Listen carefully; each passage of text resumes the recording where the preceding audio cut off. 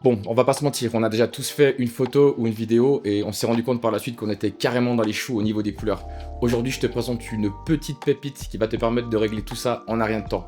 Le Color de chez Boo. Boo, c'est une startup belge pensée par des créateurs pour des créateurs qui va te permettre d'acheter du matériel à prix abordable. La philosophie de Boo, c'est de créer des produits pour faciliter la vie des créateurs. Cet outil, il a été pensé de manière pratique sous tous les angles. Tu vas pouvoir l'avoir en permanence avec toi, que ce soit dans ta poche ou encore accroché à une sacoche. Et c'est justement ça qui en fait un outil super pratique à avoir au quotidien avec soi. Je te propose qu'on saute directement dans DaVinci Resolve pour que je puisse te montrer comment l'utiliser de façon efficace. Voilà, donc on se retrouve directement dans DaVinci Resolve pour que je puisse te montrer comment travailler de façon efficace, mais surtout juste, pour être sûr que les couleurs de la mire au format PNG et les couleurs que tu as pris à la captation concordent bien et qu'on travaille de façon efficace. Donc la première des choses à faire, c'est que tu vas venir télécharger cette petite mire qui est juste là. Quand tu vas commander ton color, tu vas le recevoir dans une boîte avec un code QR. Et ce code QR te permet de pouvoir télécharger cette mire pour pouvoir travailler justement dans le logiciel de post-production et faire en sorte que tes couleurs soient justes. Une fois que tu l'as téléchargé, donc tu viens tout simplement ici le mettre juste au-dessus de ton rush. Et comme ça va te permettre d'avoir affiché directement ton rush avec ta mire que tu as pris à la captation et ta mire au format PNG pour pouvoir faire en sorte que ça concorde bien. Donc une fois que tu as fait ça, tu auras à peu près une image comme ça.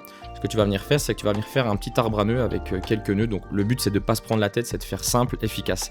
Donc moi, ce que je fais, c'est que je prends toujours un in où je passe de ma caméra à DaVinci Wide Gamut, comme vous pouvez voir juste là. Donc moi, j'étais en N-Log et je passe en DaVinci Wide Gamut.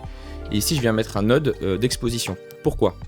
En DaVinci Wide Gamut, quand on travaille l'exposition, on peut travailler de façon photométrique. Photométrique, ça veut dire que c'est comme si on travaillait avec l'ouverture, fermeture du diaphragme de l'appareil photo. C'est-à-dire que tout se décale, tout bouge de façon cohérente. Parce que souvent, on a tendance à venir justement ici avec les roues et à bouger un peu comme on veut. C'est une mauvaise idée parce qu'on aura tendance à faire des erreurs et malheureusement, à cause de ça, on peut détruire son image.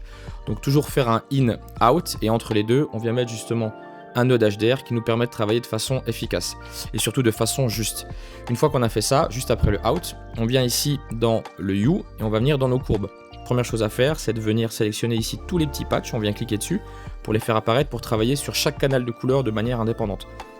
Et le but maintenant, c'est de venir ici et en fait de faire concorder les points. Vous aurez toujours ici des points qui vont apparaître très nets avec des lignes nettes. Donc ça, c'est la mire de couleur. Et les points un peu plus brumeux, c'est ce qu'on aura appris à la captation. C'est normal, il y a toujours un peu de reflets, etc. qui apparaissent à l'image. Une fois que ça s'est fait, qu'on est venu les mettre l'un sur les autres, en général, on a toujours la saturation qui n'est pas forcément juste tout de suite. Donc on vient ici dans l'autre onglet. Moi, j'aime bien séparer les choses. On vient sur SAT et on vient faire en sorte, par exemple, si je prends le canal bleu, on vient faire en sorte de, si vous regardez ici en bas à droite, on vient faire en sorte de venir positionner justement, de superposer les points pour être sûr que ce qu'on a à l'image correspond bien avec la mire de couleur. Comme ça, on est sûr que nos couleurs sont bonnes.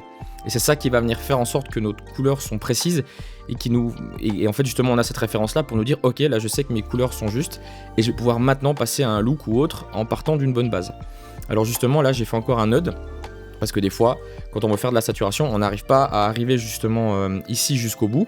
On n'arrive pas à arriver jusque là. Par exemple, des fois, on est bloqué là. Donc, ça me permet de pouvoir faire une retouche. Voilà, ça dépend. Des fois, on a besoin, des fois, on n'a pas besoin. Mais moi, je conseille d'avoir ça comme arbre de base. Et ensuite, je suis aussi venu refaire un node que j'ai appelé Black. Parce que ça me permet de venir recoller les noirs. Tout simplement parce que des fois, quand on touche aux couleurs ou à l'exposition, on peut avoir des petites choses qui se passent. Comme par exemple, les noirs décollés ou autres. On vient juste recoller ici les noirs. On peut venir ici dans nos primaries.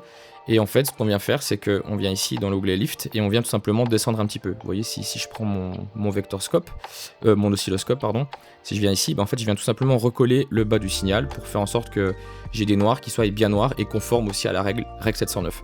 Voilà, donc ça, c'est un workflow qui me paraît assez bien pour avoir une bonne base, pour continuer à travailler ici par la suite, pour travailler un look de façon efficace, mais surtout d'avoir des couleurs qui soient justes et c'est ça qui est hyper important. Et c'est grâce à cet outil qu'on peut le faire de façon encore une fois efficace, mais surtout juste, on travaille correctement.